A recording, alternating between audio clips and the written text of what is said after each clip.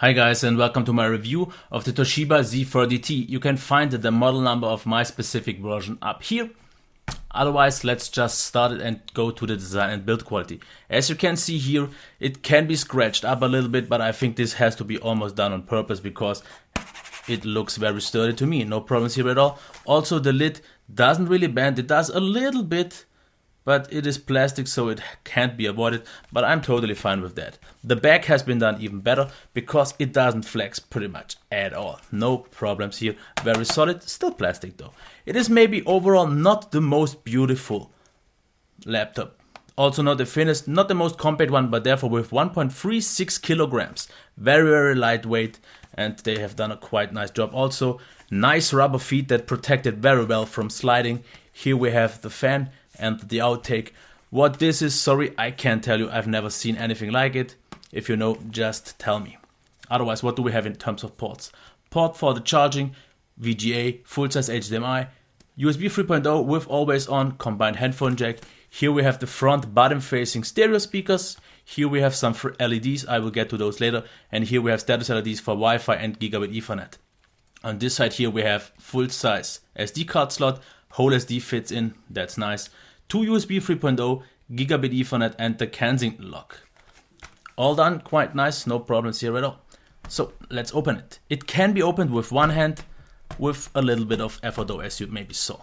As you can see, you will have to slightly lift it and then just be a little bit quicker, and then it actually works quite nice. One thing though that has to be mentioned, it does lift a little bit on this side. I'm not really sure why, because once it is closed this doesn't happen. But what about the keyboard? Let's take a closer look at that. The keyboard itself doesn't look anything spectacular.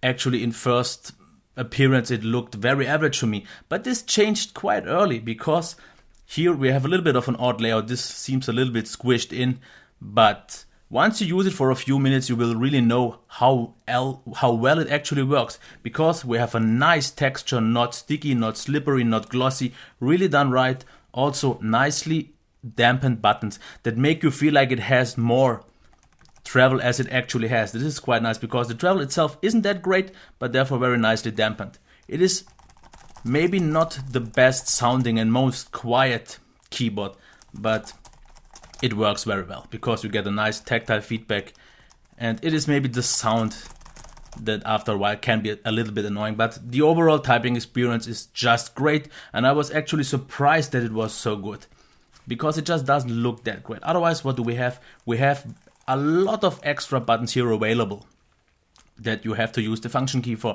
and as you can already see here, therefore we don't have a function lock because you wouldn't be able to do this. I would like to have dedicated keys for at least volume and brightness, maybe some media buttons, not present here.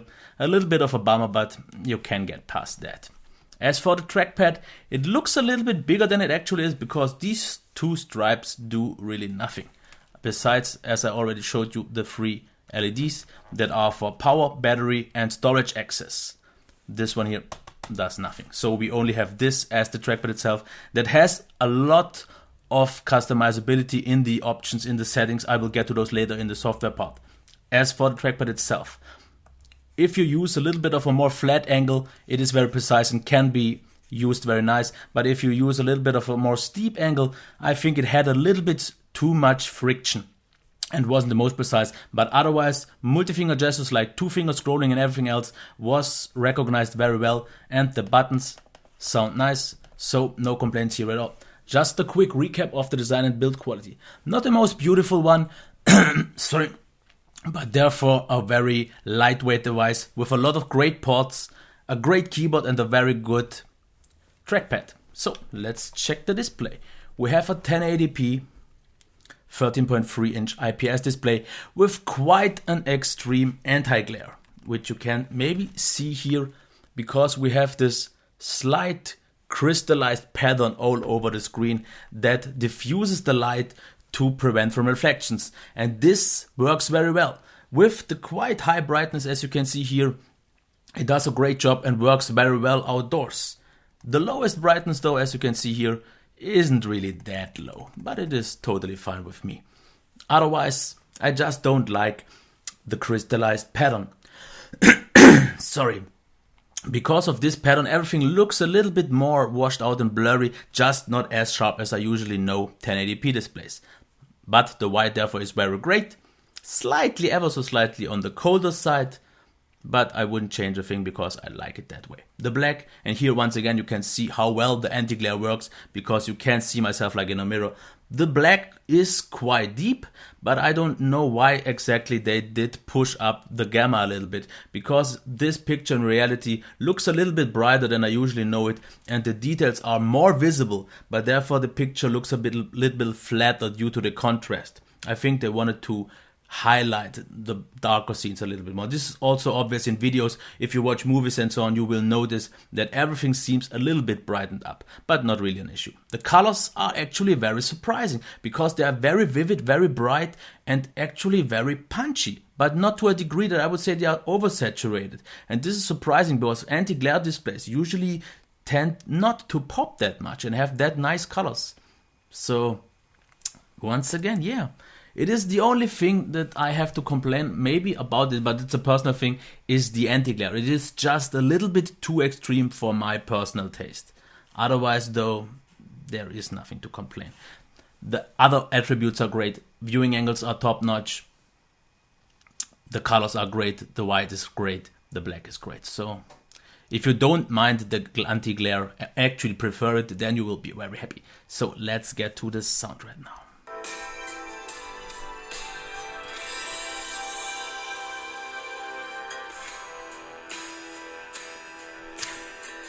Yeah, I don't want to drag this any further. I'm not happy with the sound. The maximum volume is just not good enough. Otherwise, the tonal balance would be okay. Okay, we don't have a lot of bass. The mids are a little bit weak, but therefore the highs are quite clear. But it is the maximum volume that is just not good enough.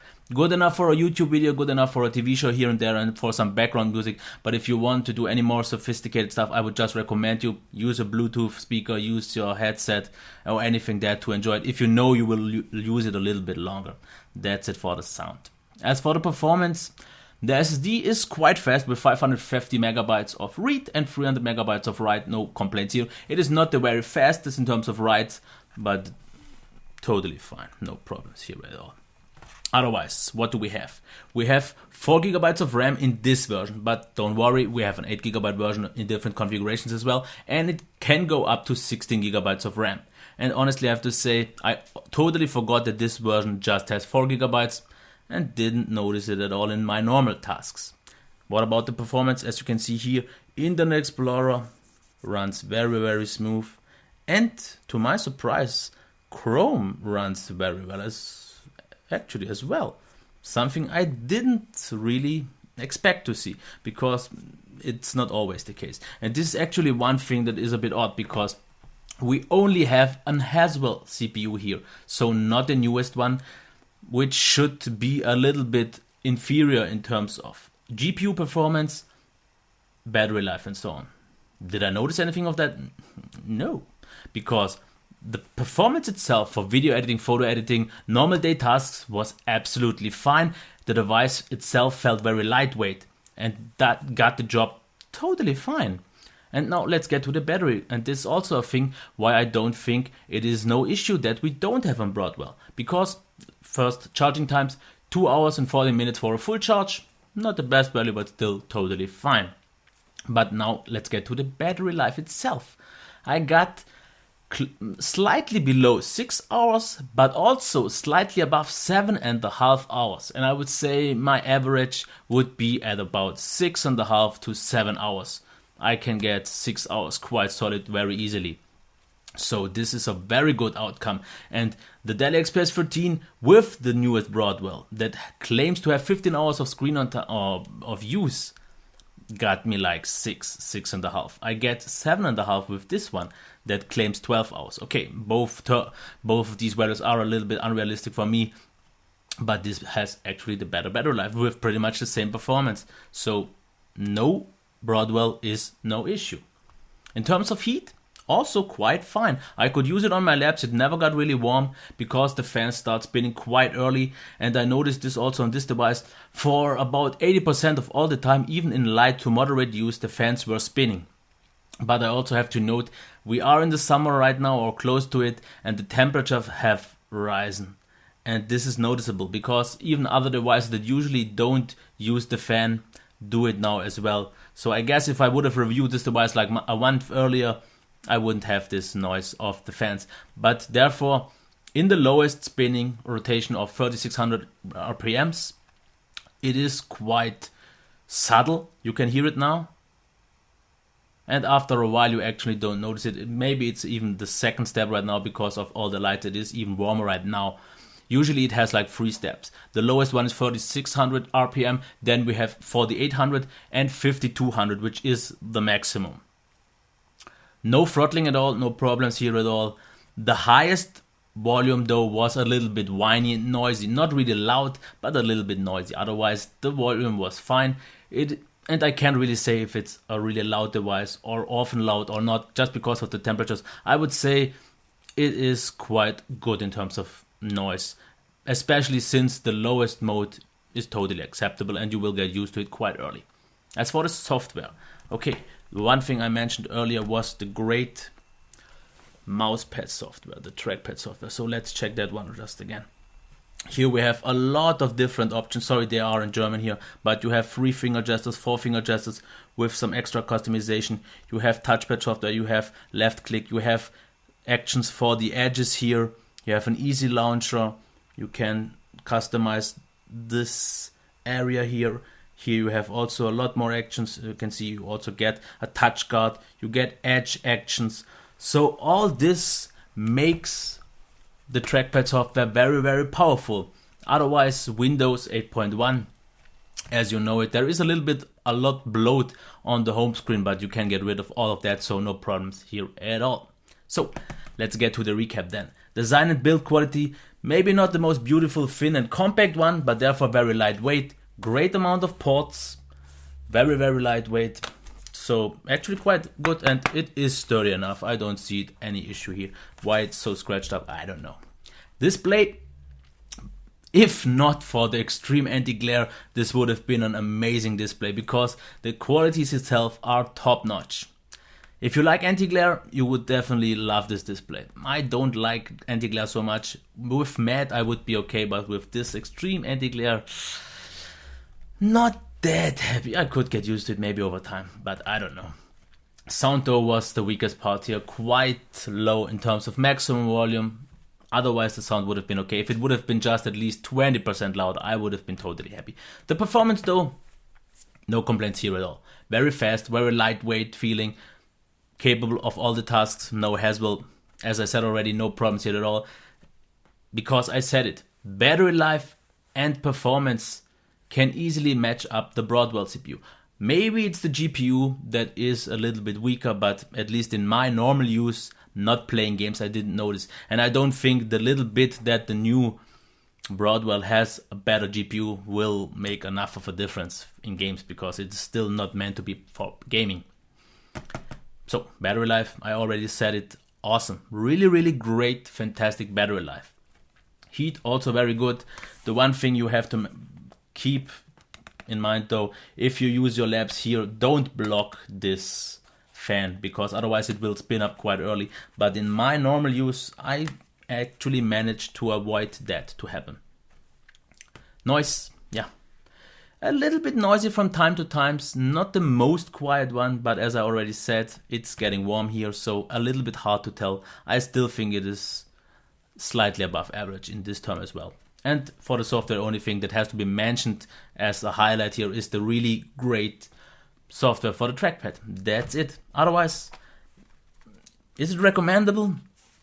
If not for the display and for the sound, I would definitely say yes. If you like anti-glare and if you don't mind a quite low volume, you will be really, really happy with this device, because there are different configurations. If you need even more power, i7, more gigabytes of RAM, different storage solutions, because the SSD is very, very fast. It is super lightweight. Okay, it is no looker, but if they would have just improved the sound and used the glare display, at least gave me the option, and this would be a really, really compelling device. Otherwise, you know the pros and cons. I've said pretty much all already. So I hope this was a help for you. If you like this review, please give me a thumbs up, subscribe and reshare this video. Do whatever you want. If you have any questions left, just tell them in the comments. But please think of the fact that I should be able to reply. Sometimes I'm not for some reason. So, okay, until next time, bye.